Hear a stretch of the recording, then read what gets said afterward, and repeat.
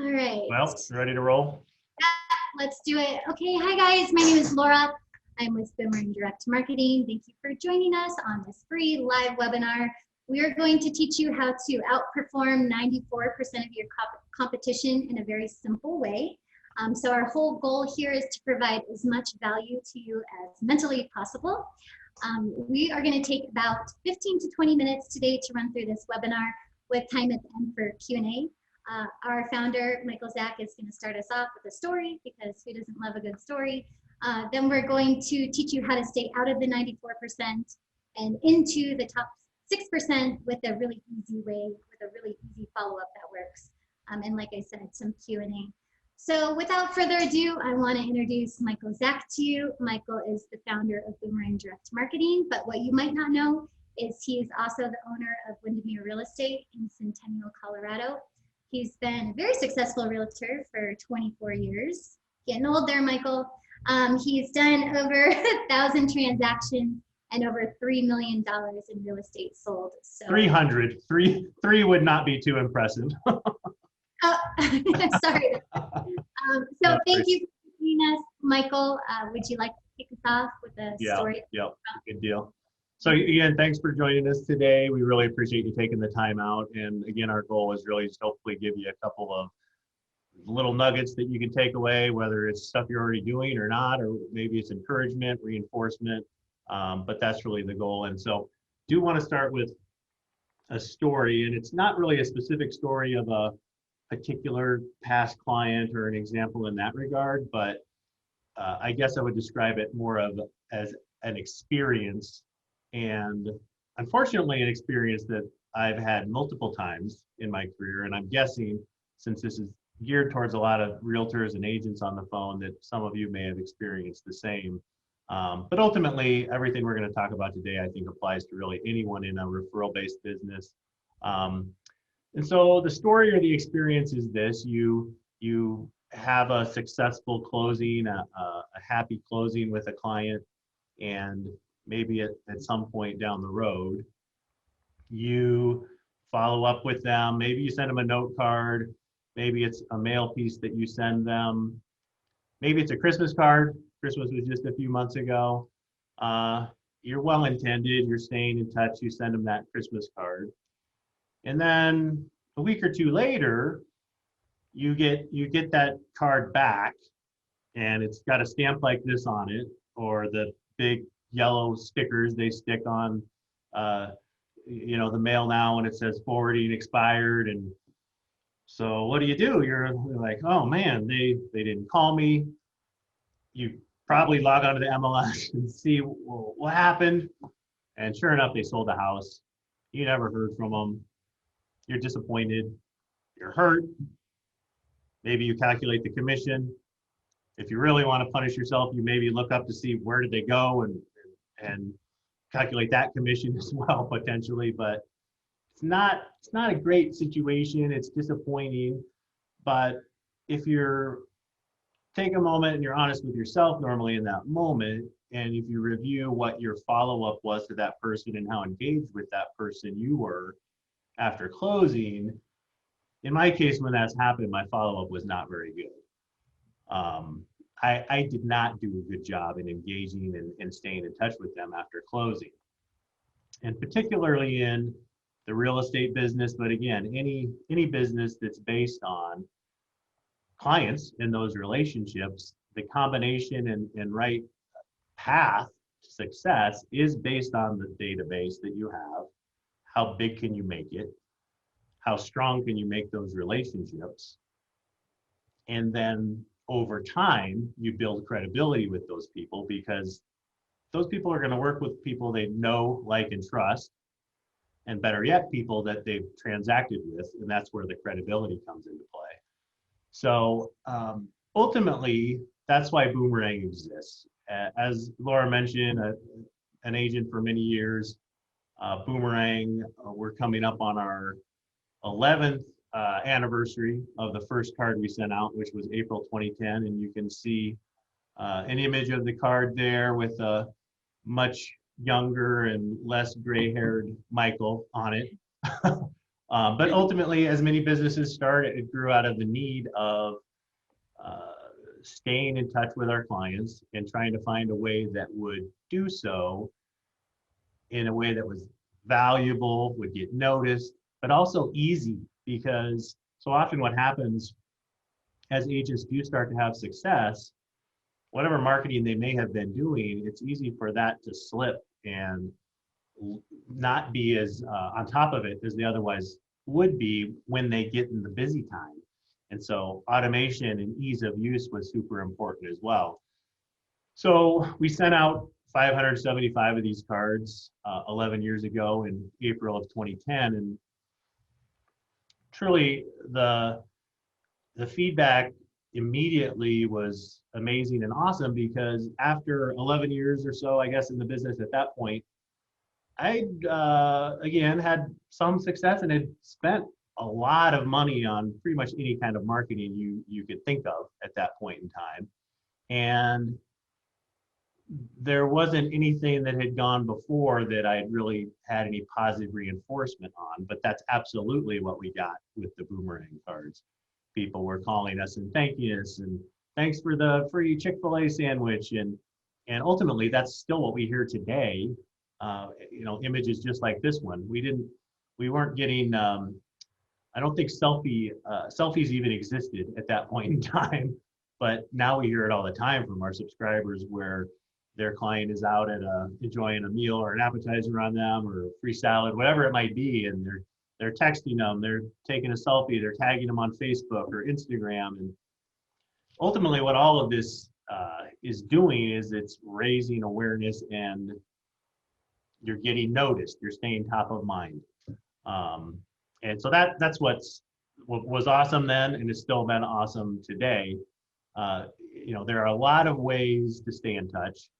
And as we'll get into, staying in touch with any method is important. But ultimately, this is one that we found, and I've certainly found personally, starting years ago, one that really gets noticed. And the reason we want to stay engaged and in touch with these past clients, right, is because that's the best business there is. Whether you're buying a house or having somebody paint your house or looking for a new restaurant to try, we all like to either know that what we're doing is good based on our own experience, or it certainly helps if someone else says it's good or has a good painter or knows a good realtor or whatever that they refer to us. Closing and engaging with those people is a much easier transaction than starting cold or having to compete with 3 other agents for a new listing. It's a much more difficult path. So NAR does a bunch of studies every year, some to members, some to home buyers and sellers. And so I just want to highlight a couple things.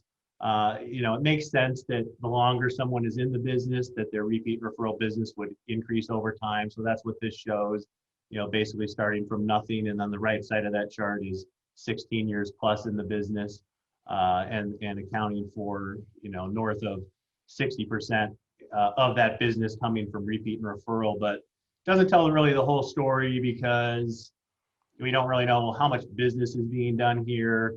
If somebody did 3 transactions a year and 2/3 was repeat and referral, well, that's only 2 transactions that were repeat and referral. It's not really the whole story. So these numbers were from NAR's 2020 study, but in 2019, they took it a little further, and they looked at repeat and referral business and how that came into play with respect to gross commission income, so gross revenue that agents generated.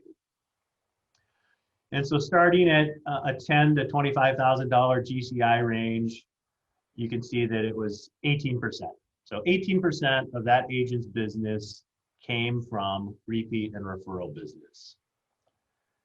Go up to the 50 to 100 range, it increases a lot. It increases to 42%. So coming up close on the halfway mark. The highest segment on their study was at 150,000 plus. And you can see here, those agents, it's almost 2/3, just under 60% of their business came from repeat and referral business. And it makes sense, because just to be more efficient and do more business, you need to do business in an easier, more efficient way. And like we just talked about, those are the people that they know you, they've already had a good experience with you, or they were referred to you by someone that had that same good experience and knows, likes, and trusts you as well, right? So the increase in that very likely continues over time. NAR doesn't have the data to produce it, but I recall one of our subscribers, this is a few years back, a ninja selling agent up at the group where at one of their events was reporting activity, strong Boomerang subscriber. I mean, Boomerang was basically what they were all in with. They engaged in other ways, but 32 sales in a year, and 26 of those were repeat and referral. And so for their case, that was 82% of their business. So just like NAR surveys members every year, they also survey home buyers and sellers. And these studies, they used to be done every other year. I think they're every year now, but I've been reading these reports for 20 years. And one of the questions they ask home buyers and sellers every year is, how satisfied were you with your agent? Would you use them again? Would you refer them? And so for the 2020 study, they asked the same question. 91% of respondents said they would use or reuse the agent that they just transacted with. They would refer them. So you're like, that's great. But then we're thinking about that Christmas card a little bit, right? And the reality is when they asked people that had transacted before, only 13% actually did use the same agent if they were on a second purchase.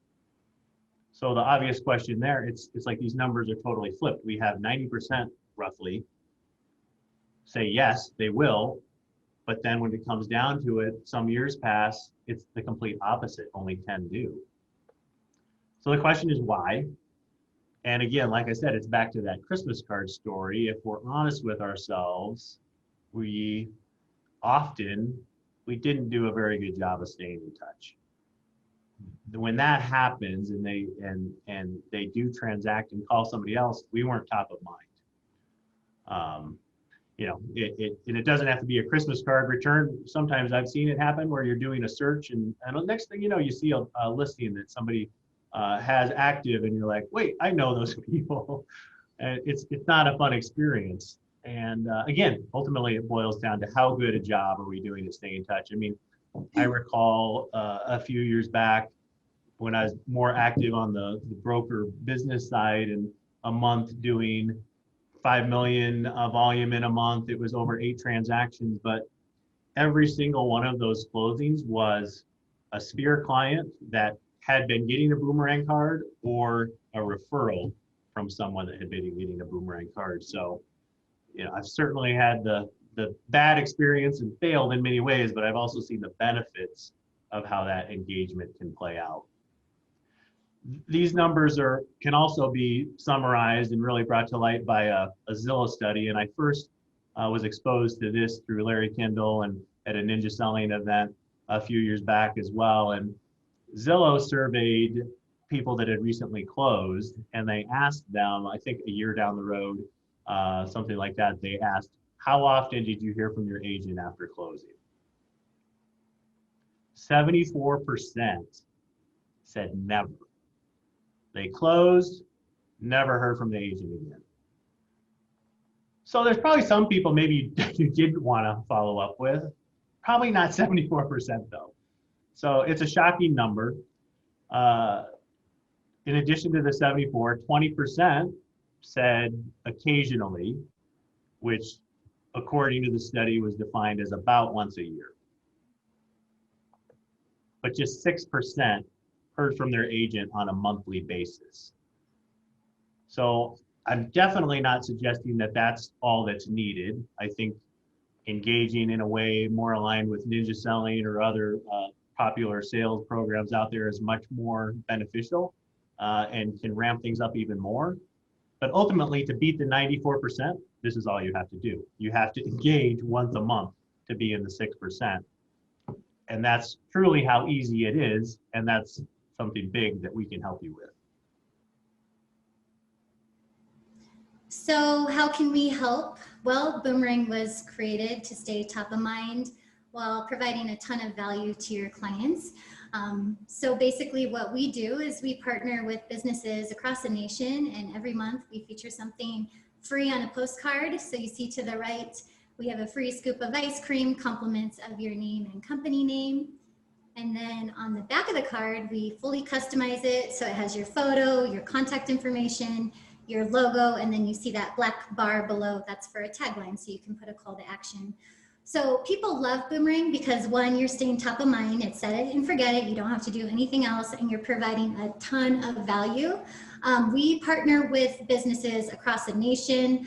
A lot of them are national chains. We have multi-location, but then we also have little small towns like here in Colorado, Greeley and Boulder, where we partner with more mom and pop type of places. So we just have a multitude of businesses.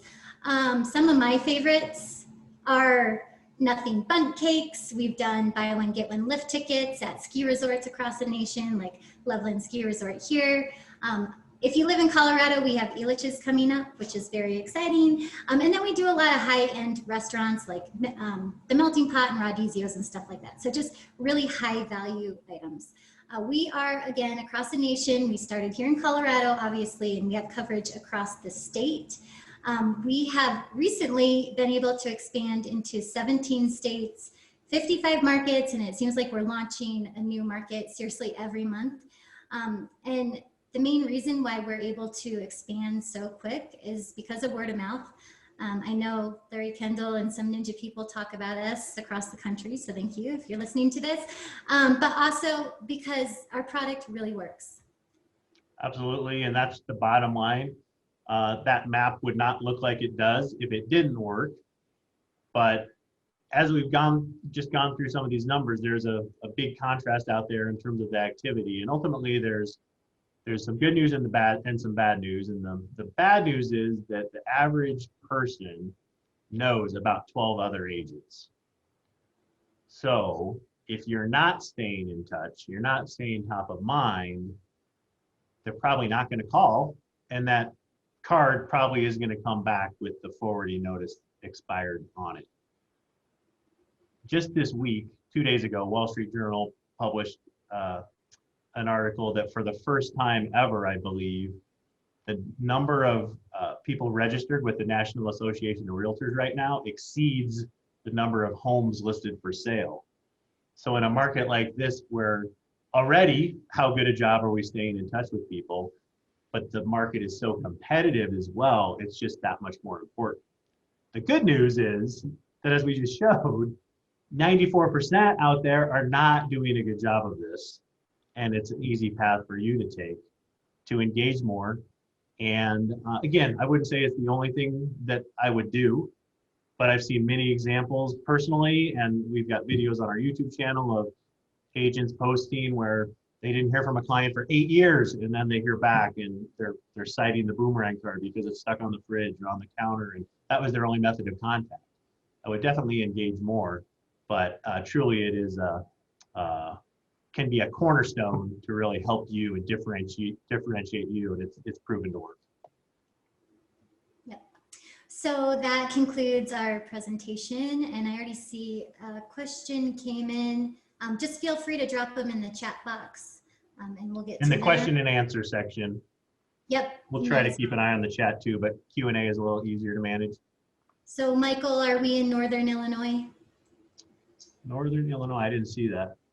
We are in the Chicago area, suburbs right now, but there are some good things happening there with new partners that are coming up that would allow a little bit better coverage because there's more multi-location partners coming up. So you can shoot an email there, and any specific market or an area you didn't see on the map. I mean, this is a great question just in terms of how we deal with that. And just reach out and we'll get you connected with the right people. And then we just have a process we would go through to measure, engage, see what kind of engagement might be in that market and possibilities. But ultimately that's how we are in all these different places, is through initial conversations starting just like that one. Okay, so we have actually quite a few good questions coming in, so I'll take this one. How do you know which offer each client is getting? So when you sign up and you import your database, you're going to see next to each client's name the offer that they're going to receive that month, and then the offer they're going to receive the following month. When you import your database, it's automatically geocoded, so your clients get the offer closest to their home automatically. So it doesn't matter where they live in the state. If we have offers there, multiple offers, they're automatically going to get the offer closest to their home. Good question. Michael? Yep. We talked about expanding to new markets. Do you suggest the cards be sent out monthly? Personally, yes, because then you are hitting that monthly touch at a minimum. You know, the Ninja Selling, Buffini, Gary Keller, Millionaire Real Estate Agent, all of those programs, I mean, they typically recommend a touch that is between 30 to 36 times a year. So that's not all mail, but one or two could be mail, others could be text, it could be picking up the phone and calling them, it could be email newsletter, but a combination of touches that total 30 to 36 a year. And across our network, we do see that about 80% of our subscribers do participate monthly. It's more, I think it's just more beneficial because you're more top of mind. Do you have an add-on to that, Laura? No. No, good, right on. Yep, that's good. I'd say monthly. I mean, I do have people who start monthly because the consistency is key, and then you know, you can always scale back, but honestly, monthly is great. People don't complain about receiving these in the mail. They love them. So you don't have to worry about that. It's not overload. And then you also know that they're going to get a variety of offers because the offers change a lot. One month it might be more of a adult activity, or you know, you're not going to take the kids to this restaurant, but the next month it might be the children's museum or the zoo, and that changes all the time. So you wouldn't want to miss those different parts of your demographic by, you know, switching up the, or not having that full coverage, I should say. There's a question on the cutoff date each month, Laura. The cutoff date is going to be the 20th. So we just passed it. So the next cutoff is April 20th for the May mailer, and those will hit homes May 15th through 20th. It'll be here before we know it. Yep. There's a question on, do you have to do it monthly or can you do it quarterly? We don't have a quarterly option. Just 4 times a year just doesn't seem to be enough to make an impact. So we have monthly, it's 87 cents per card monthly, or every other month, 6 touches per year is 97 cents per card. And that's it. That's your only cost. Thought I'd throw that in there. We have a question what the upcoming offers are. So there's a few ways you'll find out. You can sign up and we'll let you know in advance what they are. You can go to our website. We have an interactive map. Just click on the cities you're interested in and it'll show you what the upcoming offers are. Or you can always contact us. Our emails are on the left and we can get you in touch with the rep in your area to let you know the lineup as well. Yep. Good. Yep. Let's see, we'll maybe do one more, and if we didn't get to it, and there's some others in here, we'll grab these at the end, and we will follow up with you individually to make sure you get answers. Here's one just on the site setup. Will the site allow us to have different files for clients versus non-clients? For instance, previous clients in the community I want to farm. So the best way to do that would be to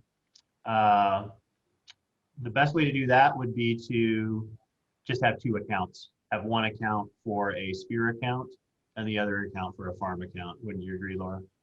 Yeah, and that way you can change the messaging for both. So if you live in the neighborhood at your farm, you can say, you know, I'm your neighbor. You could make the tagline specific to the farm if you wanted to say your such and such neighborhood resident specialist or something like that. And it's only a minimum of 50 contacts per account. So it's not hard to get to that minimum either. Right. All right, well, I started the timer late and we're at 20 minutes. So I know that means we're over 20 minutes. We're cover. So we'll wrap, but thank you guys so much for being here. I hope you took value from this presentation and learned how to be in the top 6%. If you want more information, you can always visit our website, which is the boomerangdm.com, and sign up there as well. And our contact information is on the screen, so don't hesitate to reach out to us, and we will try to answer your questions later this week. Michael? Yep, that's great. And again, we will do our best to any questions that didn't get answered to follow up with you guys individually. I do want to thank you guys again for taking the time to join. I thank you for your support, especially over the last year. It's been, we're grateful any piece we can have in the success of your business, and then also the little piece we could have in helping out so many of the businesses that had challenges over the last year with COVID and the lockdowns and so forth. So we are truly thankful and hope that we can continue to help and grow your business. And thanks for your time. We'll see you again next time. Thanks so much. Sounds good. Bye.